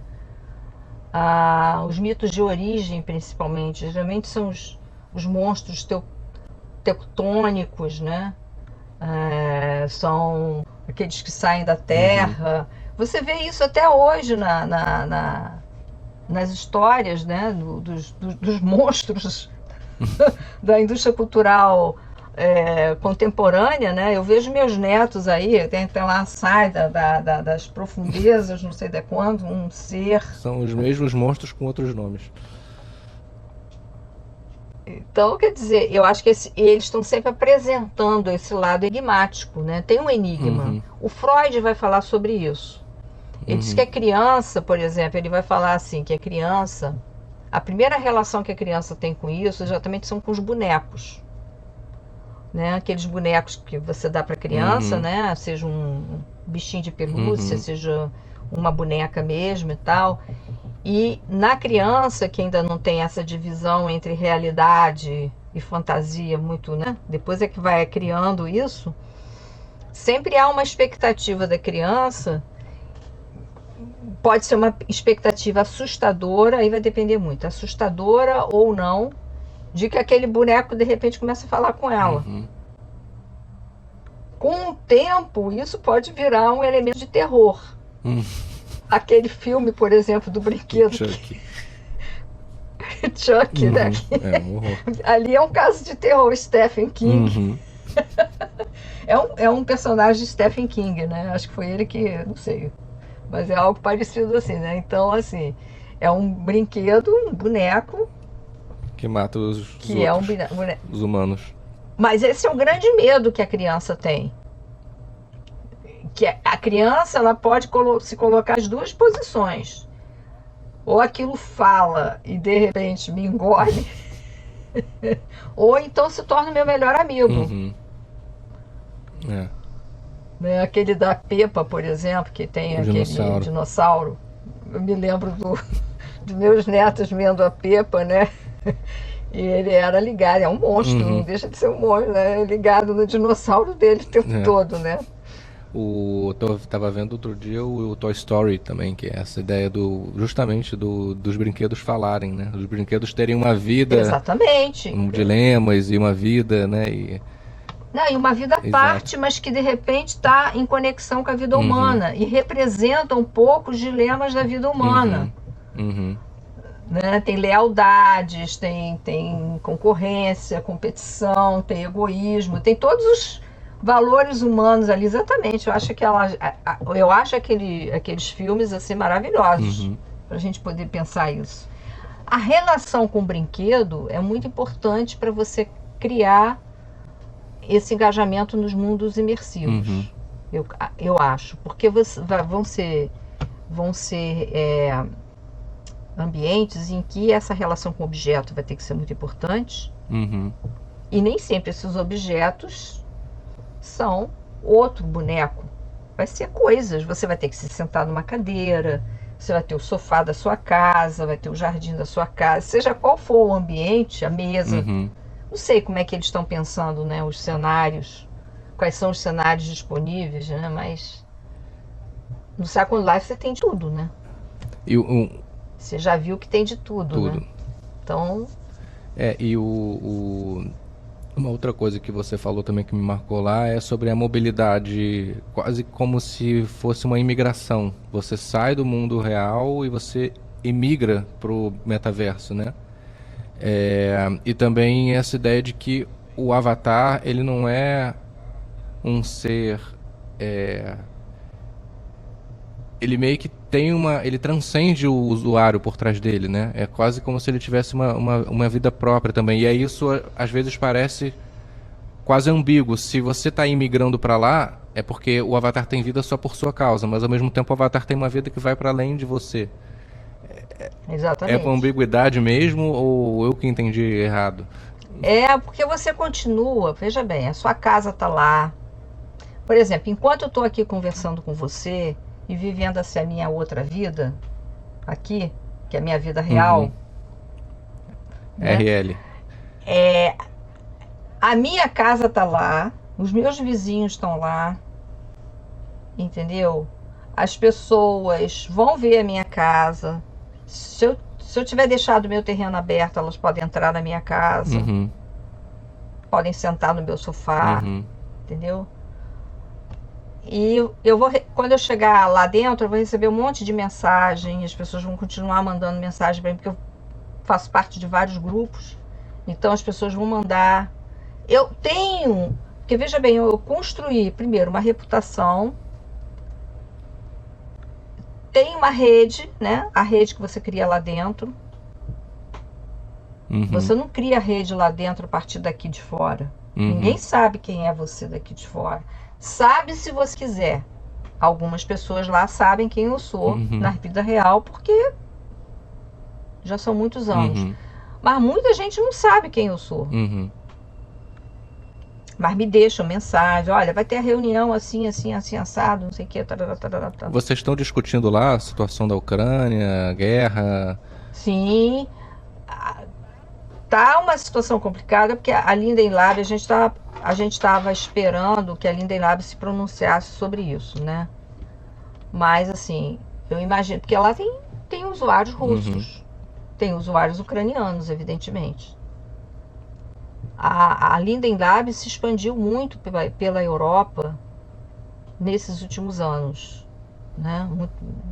Ela continua muito forte nos Estados Unidos, no Canadá, claro que é a maior parte da população, mas ela se expandiu para a Europa também, e especialmente para a Europa do Leste.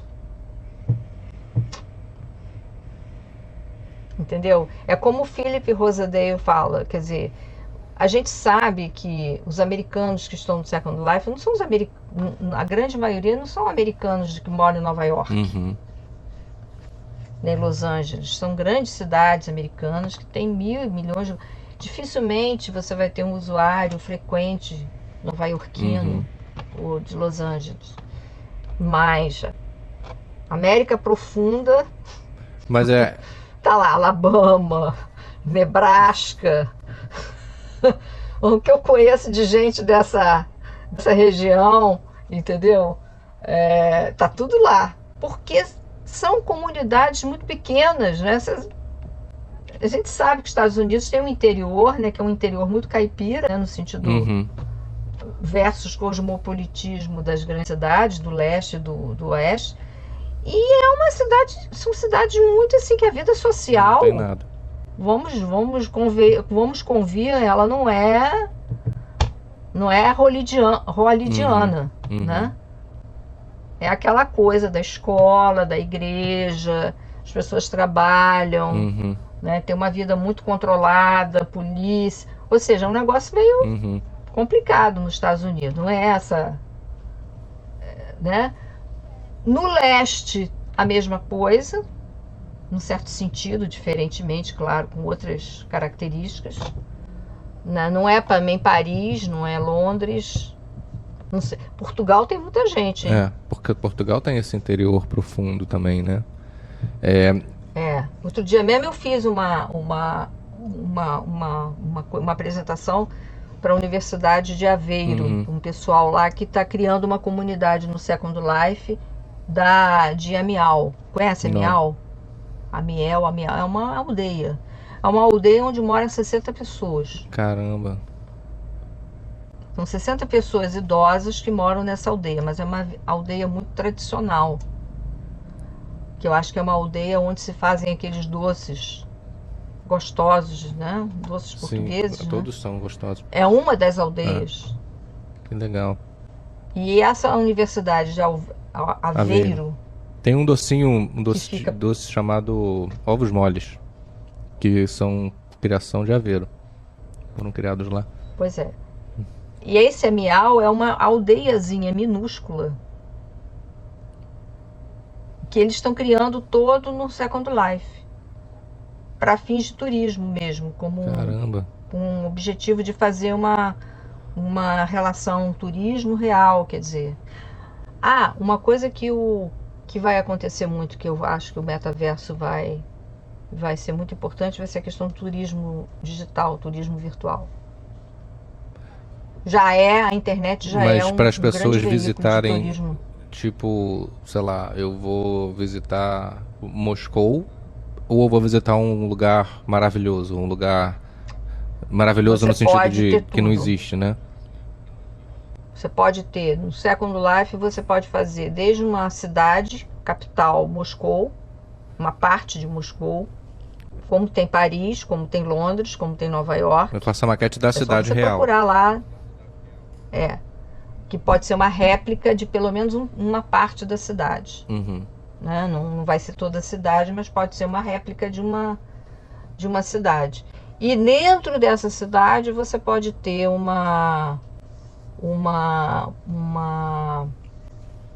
circuito em que você mostra a cidade real através de vídeos, através de fotografia, que é o que eles estão fazendo em Amial.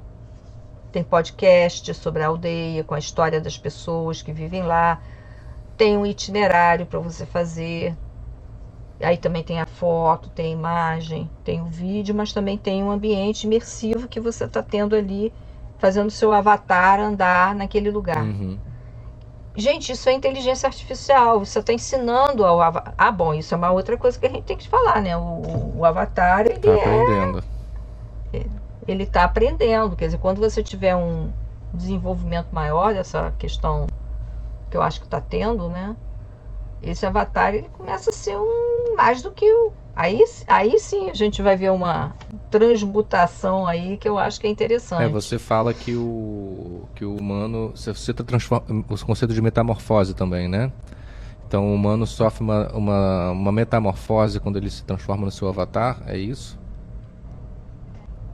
Eu acho que você vai começando no que você também incorpora.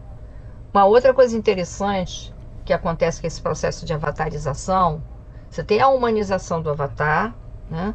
Mas você também tem esse processo de avatarização que você já tinha destacado. O que acontece? Eu começo a ver o mundo real aqui da forma como um avatar vê. Eu começo a contar os prints das paredes. Eu começo a olhar para as pessoas assim, aquela pessoa ali é interessante para fazer um mesh dela, para fazer uma sabe? Tem uns tipos assim que às vezes você, puxa, interessante esse avatar, né?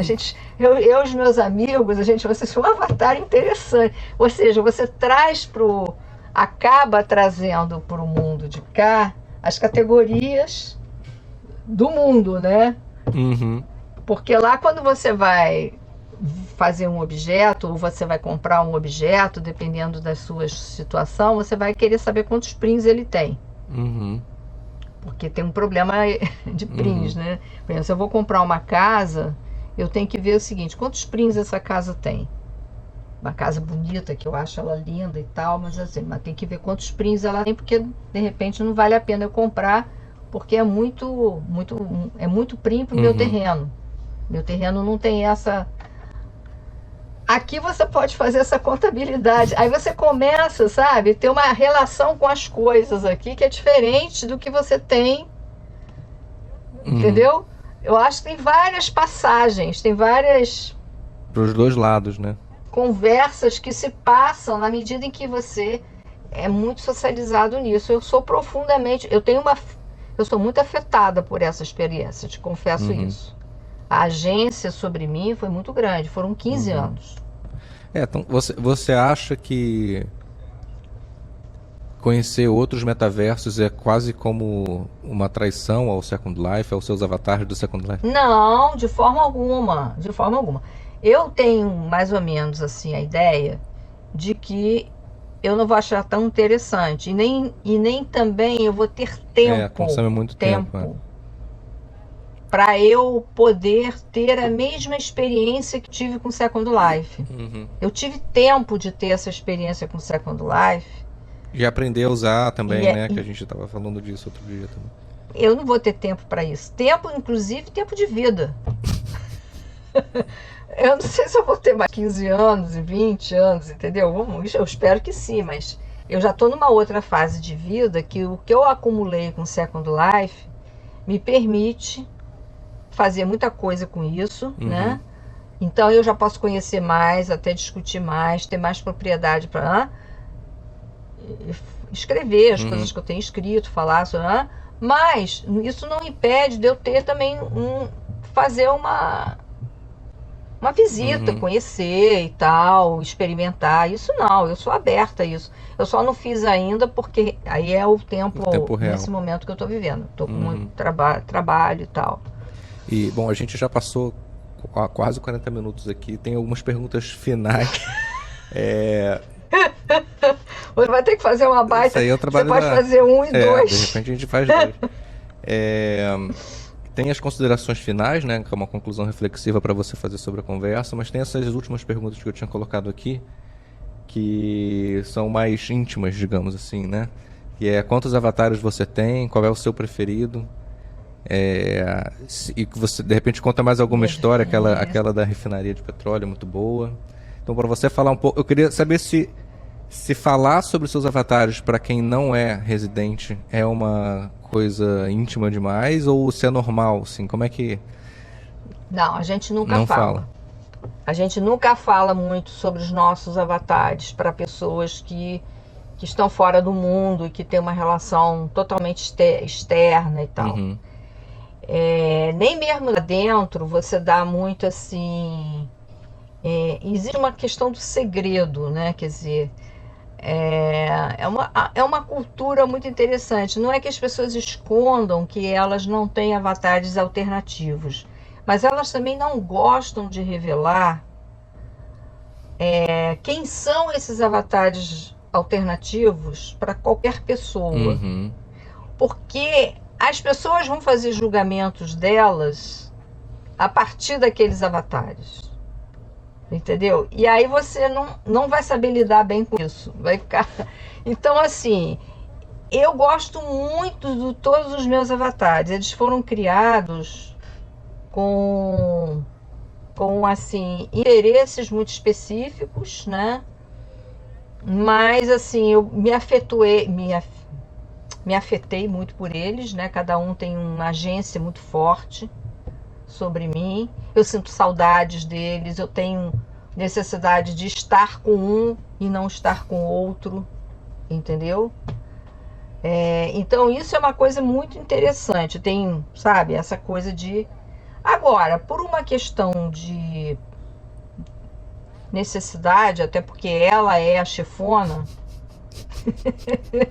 ela é a chefona, ela é que paga, ela que tem o dinheiro, ela que faz as... né? Então eu entro mais na minha avatar principal. Uhum.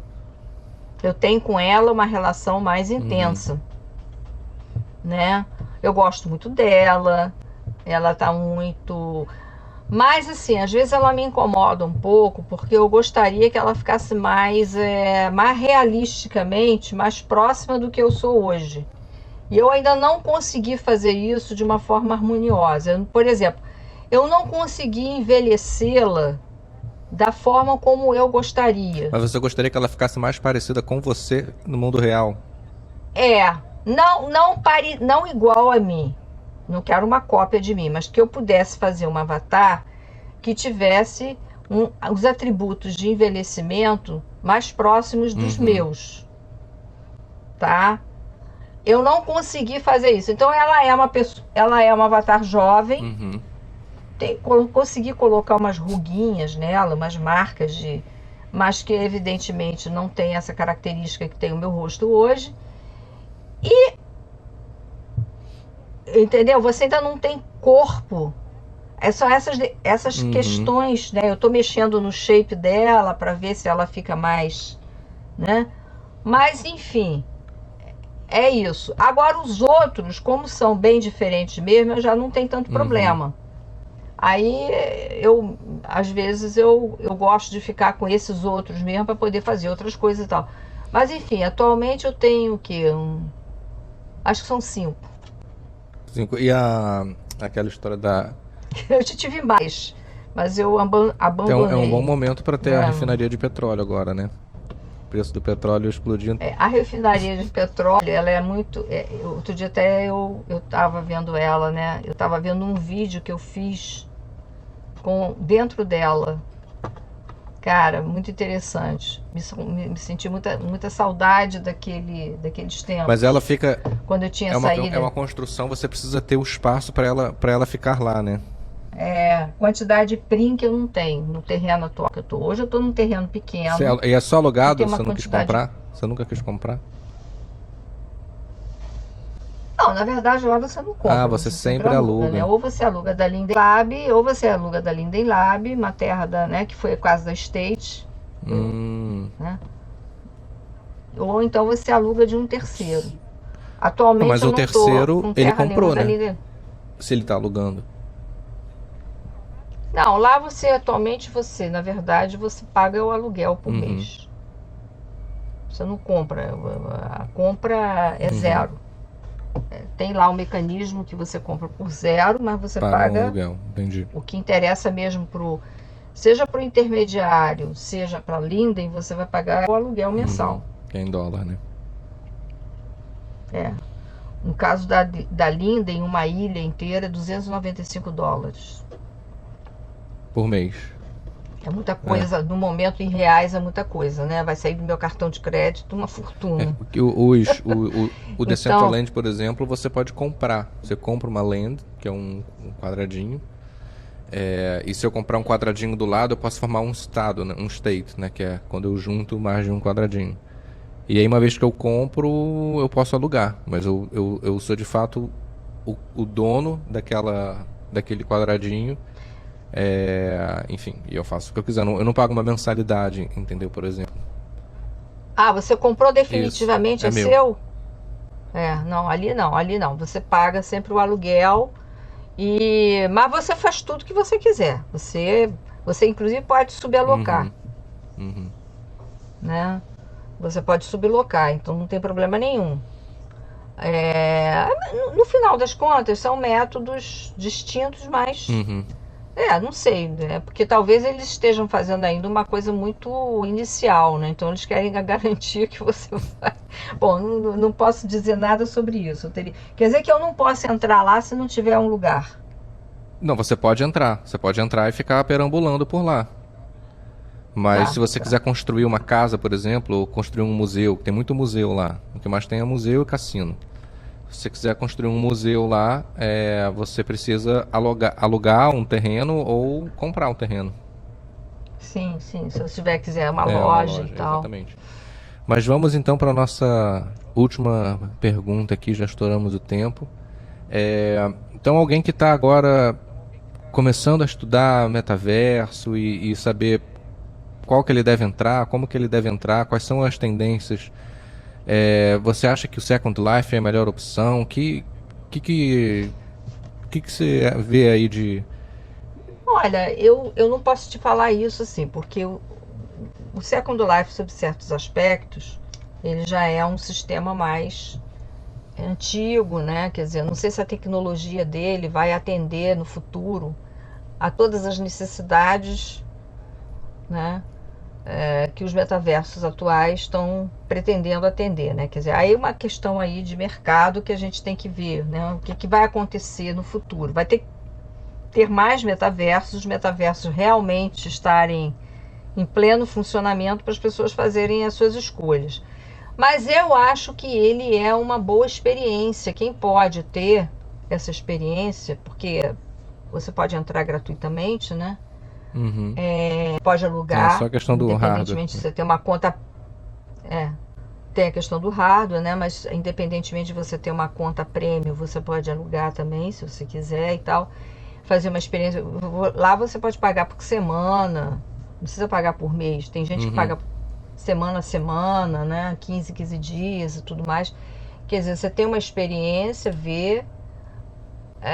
Agora, eu acho assim que hoje em dia as pessoas deveriam se interessar, assim. Quem tem interesse na cultura digital, Uhum. especialmente na questão cultural, acho que tem três elementos aí. Tem a questão econômica, a nova economia.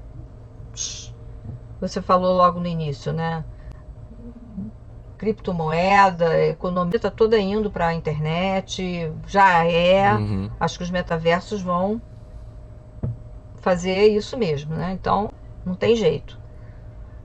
Eu acho que também tem a questão da política, do ponto de vista político, o mundo vai ficar mais complicado.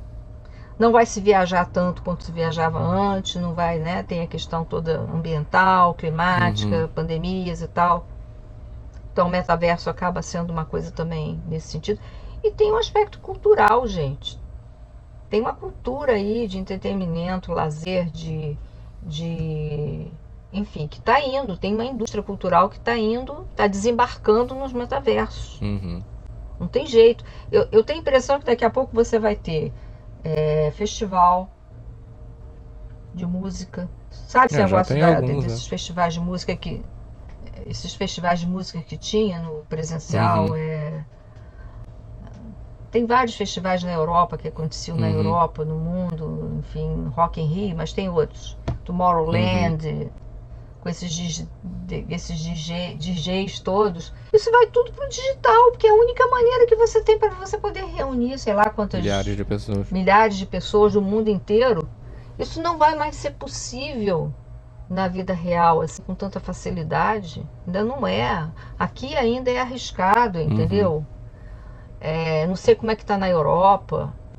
A gente não sabe ainda, né? É um ponto de interrogação. Mas, de qualquer maneira, eu acho que vai ser. Estreias de filme, shows, muita coisa vai para o digital. Até mesmo essa parte museográfica vai também, por que não? Sabe, eu acho que é interessante você conhecer, fazer as visitas. Eu já vi várias exposições digitais de museus, de exposições. Gente, sem problema nenhum. As pessoas fazem um filme, depois fazem um ambiente muito interessante. No Second Life isso tem muito. Isso não exclui você ter o presencial quando necessário, né? Você não vai deixar de falar com as pessoas. Sim, se você puder viajar, você vai lá e vai. Mas, por exemplo, uma exposição que inaugurou em Paris semana passada, não sei o que lá, por que você não pode botar fazer uma espécie de uma extensão virtual, digital, para o metaverso desse? Vai ganhar o museu, vai difundir. O interessante não é você difundir a parte cultural da coisa? Por que não? Muito bom. As pessoas vão acessando através do metaverso, entendeu? E não exclui, nada é excludente. Eu acho que as coisas não se excluem. Eu acho que é mais uma forma de aproximar, né, as pessoas também. É mais um canal que talvez seja mais imersivo, mais interessante do que as redes sociais, né, potencialmente. A escola, eu acho que a educação não tem mais como não ser ignorar as tecnologias digitais, gente, pelo amor de Deus. Só presencial não dá. Daqui a pouco não dá mais. A universidade eu já acho que não dá mais só ser presencial.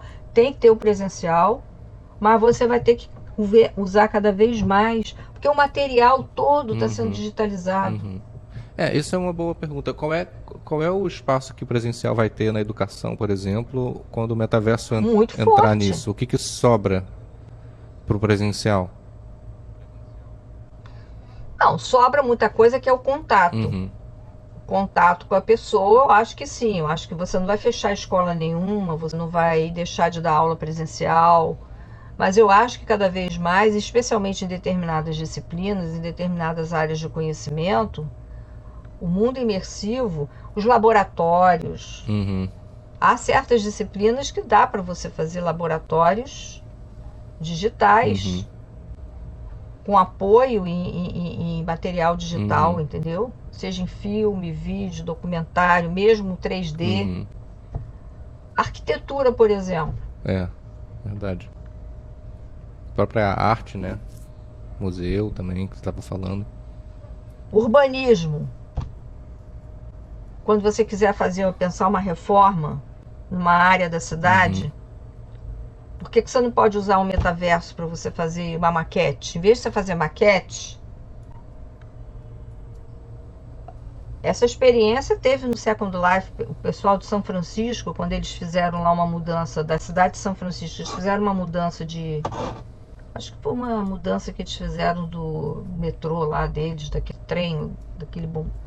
Enfim, fizeram uma mudança qualquer. Eles fizeram uma maquete da parte que eles iam mexer no Second Life. Convidaram as pessoas para usarem lá acho que era um bondinho, um trenzinho e tal. E dar o seu depoimento. Quem era da cidade marcava que era residente da cidade. Quem não era, virava ali um lugar para você poder interagir. Qual o problema? Muita coisa de utilidade você pode fazer, entendeu? Até mesmo medicina, atendimento psicológico.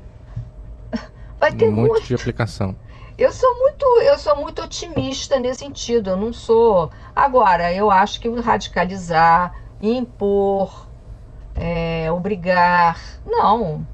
Tem que manter, sabe? As pessoas vão até onde elas podem, entendeu? Muito bom. Bom, foi uma honra aqui essa conversa, essa aula. A gente já vem conversando sobre isso há algum tempo, aprendendo muito, e agora a gente consegue sistematizar um pouco, não todas, mas... Vamos ver se a gente consegue agora fazer uns projetos, Exato, né? exato. Tanto num desses outros metaversos aí, eu não tenho nada contra. E também no Second Com Life, certeza. né? Quer dizer, vamos ver se a gente marca um encontro lá no Vamos. Second Life, né? Combina um horário, que aí tem uma distância aí, né? De horário, né? Que você possa, que eu possa, pra gente poder se encontrar lá. Te mostro meu mundo, as minhas Ah, não, tô casas. muito curioso. Vamos marcar. A próxima a gente marca lá, então. E se o Tá pessoal bom? quiser encontrar com você, quiser fazer pergunta, onde é que conseguem te achar? Aonde? No Second Não, Life? na vida real, Facebook, Twitter, Instagram. Tem o meu Facebook. Tem o meu Facebook, né? Pede pra me adicionar. Ou então no Instagram não tem. Eu não tenho Instagram. Tá vendo? Eu evito certas redes sociais. Não tem nada. Isso não tem nada a ver com. Instagram não tem nada a ver com a minha cara. Eu sou uma pessoa meio recolhida. Eu tenho o Facebook, tranquilo, numa boa. Ele não tá público. Até por uma questão de cuidado para não ser muito xingada, né? Porque eu não gosto das minhas posições. Mas enfim. Mas eu adiciono sem problema nenhum. E e-mail, né?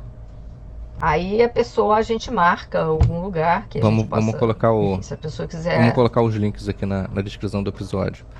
Então, pessoal, obrigado para você que ouviu a gente até aqui. Foi uma conversa muito boa e até a próxima.